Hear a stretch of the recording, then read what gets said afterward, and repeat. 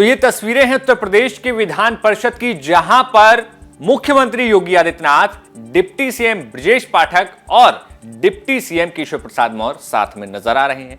दरअसल पिछले कई दिनों से लगातार राजनीतिक गलियारों में यह चर्चा थी कि क्या उत्तर प्रदेश में सब कुछ ठीक नहीं चल रहा। तो वहीं दूसरी तरफ विपक्ष में अखिलेश यादव लगातार आरोप लगा रहे थे कि उत्तर प्रदेश में जो है इंजन तो टकरा ही रहे हैं, लेकिन साथ ही साथ जो अधिकारी और जहां पर राजनीतिक तौर पर जो गलियारे हैं वहां पर सब कुछ ठीक नहीं चल रहा। इस बात की आज जैसे ही विधान परिषद की कार्रवाई शुरू हुई, वहां पर मुख्यमंत्री योगी आदित्यनाथ पहुंचे, नेता सदन की कुर्सी पर बैठे। वैसे अगर बात की जाए तो विधान परिषद में नेता सदन के तौर पर केशव प्रसाद मौर्य हैं, जो कि नेता सदन है वहां पर, लेकिन मुख्यमंत्री आदित्यनाथ के पहुंचने पर नेता सदन की कुर्सी पर मुख्यमंत्री योगी आदित्यनाथ बैठे और सामने जो थे समाजवादी पार्टी के जो विधान परिषद के सदस्य यानी कि विधायक थे, वो वहां पर बैठे हुए थे। तो इस पूरे रस्साकशी में सबसे बड़ी बात ये कि क्या उत्तर प्रदेश की राजनीति में सब कुछ ठीक हो गया है, क्योंकि जिस तरीके से लोकसभा चुनाव में जो रिजल्ट सामने आए उसके बाद से लगातार सिर्फ फुटअव्वल का जो दौर है वो चल रहा है। ऐसे में जहां तमाम भाजपा के तमाम नेताओं ने सवाल खड़े किए थे और तो और खुद ब्रजेश पाठक या यूं कहें जो संगठन है जिसके प्रदेश अध्यक्ष भूपेंद्र चौधरी थे, उन्होंने अपनी रिपोर्ट में प्रधानमंत्री को जो रिपोर्ट सौंपी उसमें साफ कह दिया था, जो 15 पॉइंटर्स उन्होंने बताए थे कि आखिर उत्तर प्रदेश में आखिर भारतीय जनता पार्टी की सीटें कम क्यों हुई, उसको लेकर उन्होंने कहा था कि अधिकारियों की लापरवाही, अधिकारियों का ना सुनना, ये एक अहम कारण रहा है। इसके साथ ही उन्होंने उसमें पेपर लीक के मुद्दे को एक बहुत ही प्राथमिकता के तरीके से उसमें मेंशन किया था। इसके साथ ही साथ आरक्षण को लेकर और जो बयानबाजी हुई, संविधान परिवर्तन करने को लेकर जो बयानबाजी हुई, उसको भी भाजपा को उसको बहुत बड़ा नुकसान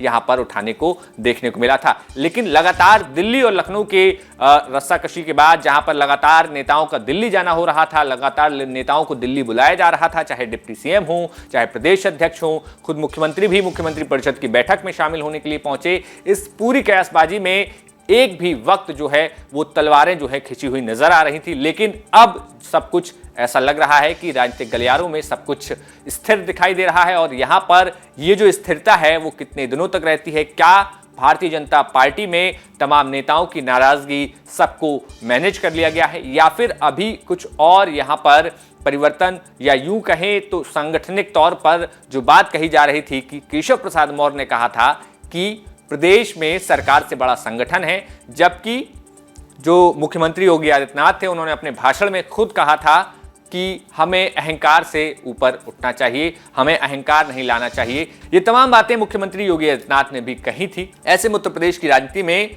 तीनों ही नेताओं का एक साथ आना अपने आप में एक पॉजिटिव इमेज दे ही रहा है। तो वहीं बीते दिनों मुख्यमंत्री योगी आदित्यनाथ और समाजवादी पार्टी के तमाम नेताओं के बीच तीखी बहस देखने को मिली थी, जहां पर मुख्यमंत्री योगी आदित्यनाथ ने कहा था कि अखिलेश यादव ने चाचा शिवपाल यादव को गच्चा दिया है, जिसके जवाब में शिवपाल सिंह यादव ने कहा था कि संपर्क में तो मैं भी आपके साथ 3 साल तक रहा, गच्चा तो आपने भी दिया है। सुनिए क्या कुछ मुख्यमंत्री योगी आदित्यनाथ और शिवपाल सिंह यादव ने अपने बयान में कहा।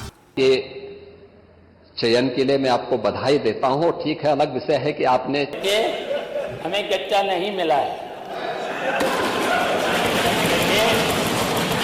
पांडे जी बहुत सीनियर है, ठीक है, बहुत सीनियर है, और हम लोग देखिए समाजवादी हैं, और समाजवादी के साथ साथ आपकी तरफ से भी हमने कुर्सी का कहीं न कहीं इशारा किया था, हमें वहाँ पर बैठाला गया था, उसके बाद यहाँ पर बैठे और यहाँ के बाद हम यहाँ पर बैठे, इसके बाद यहाँ बैठ गए हैं। मेरी शुभकामनाएं और आगे के लिए मैं कहना चाहते हैं 3 वर्ष में आपके संपर्क में रहे तो गच्चा तो आपने भी दिया।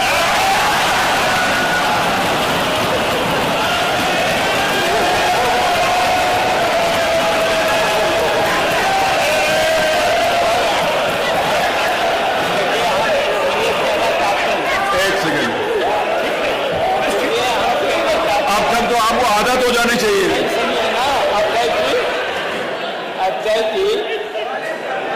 अजय जी, जब आपने गच्चा दिया तो उत्तर प्रदेश इस चुनाव में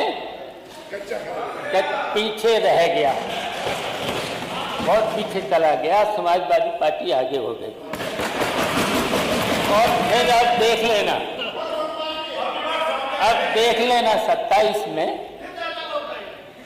27 में समाजवादी पार्टी फिर से हरा देगी और आज के जो डिप्टी मिनिस्टर ठीक चीफ मिनिस्टर हैं, डिप्टी चीफ मिनिस्टर हैं, वो आपको फिर गच्चा देंगे। फिलहाल उत्तर प्रदेश में आखिर राजनीतिक तौर पर जो उठापटक जारी है उसमें क्या कुछ आगे परिवर्तन होगा, ये हम आपको जरूर बताएंगे। तब तक देखते रहिए न्यूज नेशन। शुक्रिया। न्यूज नेशन अब व्हाट्सएप पर खबरों के ताजा अपडेट के लिए न्यूज नेशन के इस QR कोड को स्कैन करें।